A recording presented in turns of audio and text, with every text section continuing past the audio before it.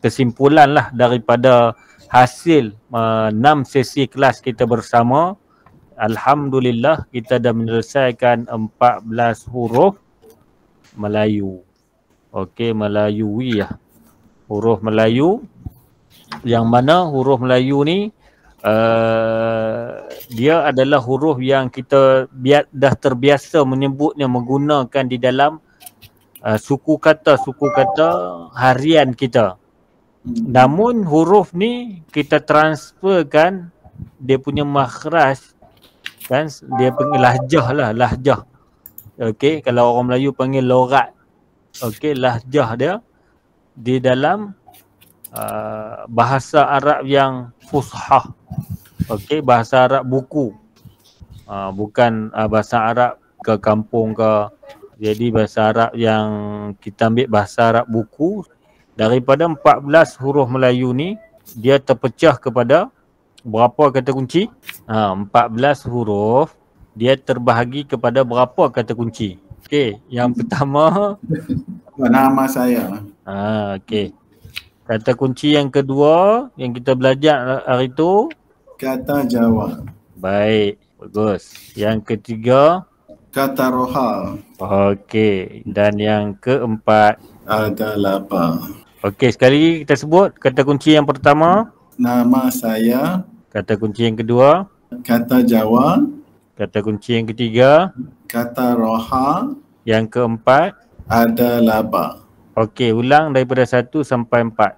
Nama saya, kata Jawa, kata Rohal, ada laba. Okey, faham lah sekali lagi ya. Saya ulang sekali lagi.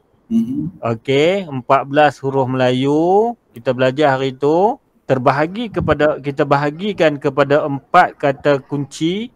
Okey, nama saya, kata Jawa, kata Roha, ada laba, supaya memudahkan kita menghafal huruf tersebut. Okey, kalau nak suruh rangkum semua tanpa susunan kata kunci ni mungkin akan pening dah. Dan menyebabkan dia akan mengambil masa yang lama lah untuk kita nak hafal kan. Silap-silap bulan, fed up lah, lari terus lah, berhenti lah. Okey, jadi kita nak memudahkan. Yang kedua, kita kena faham dalam Al-Quran yang kita baca daripada Bismillah tu sampai minal jinnati wan nas, bermakna apa intipati yang sebenarnya kita nak belajar. Hanya 2 benda saja cikgu, tak susah. Sebelum ni kita dimomokkan, nampak macam susah ni. Saya suka bawa pendekatan satu persatu secara mendalam. Bagi faham, pukuh dulu. Okey, Al-Quran ni, okey, 2 benda saja yang kita nak tahu. Yang pertama apa dia? Huruf. Yang kedua, tanda ataupun lambang. Sebab tu ibu yang pertama saya bagi apa? Ibu apa? Berkaitan dengan huruf. Ibu yang kedua, tanda ataupun lambang. Huruf pula kita dah ajak dalam ibu yang pertama berkenaan huruf apa dia? Dia punya bentuk dan juga dia punya bunyi. Bentuk ni melibatkan yang pertama nama huruf. Yang 28 itu kita belajar kan, 28 huruf nama dia. Setiap huruf ada yang kebanyakan dia 2 nama. Ada 1 huruf yang 3 nama. Dan itu dia 3 nama. Yang lain semua 2 nama, 1 nama saja. Okey, ni secara kesimpulan lah saya abang. Yang kedua kita belajar apa dia? Berkenaan dengan bentuk juga adalah kepentingan titik. Ada titik 1, ada titik 2, ada titik 3 je.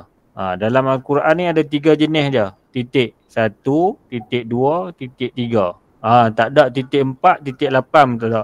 Dan 3 titik ni, titik 1 ni dia ada titik dia di atas, ada titik di bawah. Sama juga titik 2 ni dia ada di atas, ada di bawah. Betul? Dan titik 3 ni hanya ada pada huruf sa.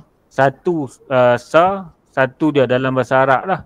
Okey, berkenaan dengan titik. Rumusan yang kedua kita belajar. Yang ketiga, kita sudah mengenali kedudukan huruf titik ni juga kita dah belajar. Bila dia berada, dia bersambung, dia berada di awal, di tengah dan juga di akhir, kedudukan titik itu berbeza berkenaan perbahasan dengan kedudukan ketika bersambung.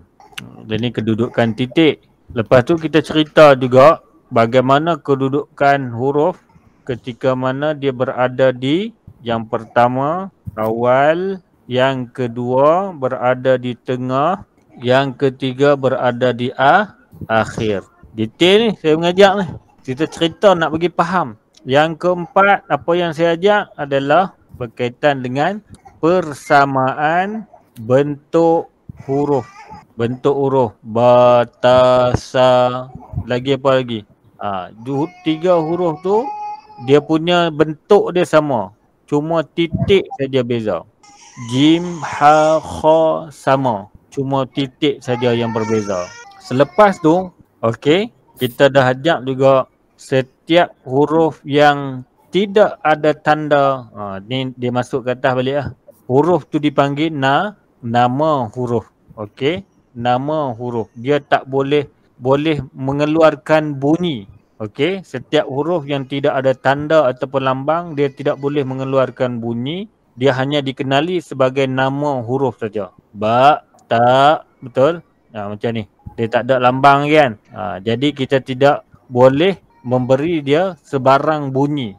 Okey, baik. Dan kita dah ajak dah masuk kepada huruf ni. Bunyi ni dia bersangkutan dengan dia kena plus di sini tanda. Tanda apa dia nak ni? Huruf ni dia akan mengeluarkan bunyi apabila dia bergabung. Dia bergabung dengan baris asas, maka jadilah baris asas ni dia vokal pendek tau. Kalau dalam bahasa Melayu ni vokal pendek dah. Formula dia bila berubah baris maka secara automatik berubah bunyi. Nampak? Bila berubah baris secara automatik berubah bunyi. Sebab tu saya ajak tu kenal huruf dulu. Dan kita baru kenal. Oh, sekarang ni yang menyebabkan dia ni bunyi ni jadi lain adalah kerana perlambangan ni tadi berubah-ubah. Betul? Tanda tadi ni dia berubah. Sebab tu dia membawa bunyi yang lain. Bila dia berada di atas, dia bunyi na. Bila berada di bawah bunyi. Bila berada di depan bunyi no. Faham lah situ? Bila berubah baris secara automatik berubah bunyi. Okey. Bila tidak ada baris tidak boleh membawa sebarang bunyi. Jadi di situ kita selesai dah lah. Yang mana satu huruf mewakili darab dengan 3 bunyi. Ini bermakna 28 huruf darab dengan 3. Kita dah belajar sebanyak 42 bunyi dan juga baris kedudukan baris awal, tengah, akhir ni kita dah belajar dah juga sama 42 bentuk huruf. Bila dia berada di depan macam mana bunyi dia, bentuk dia macam mana. Jadi saya ajak detail macam tu lah nak bagi faham. Cuma kita kena biasakanlah sebutan tu dengan sebutan Arab. Dia bukan sebutan Melayu.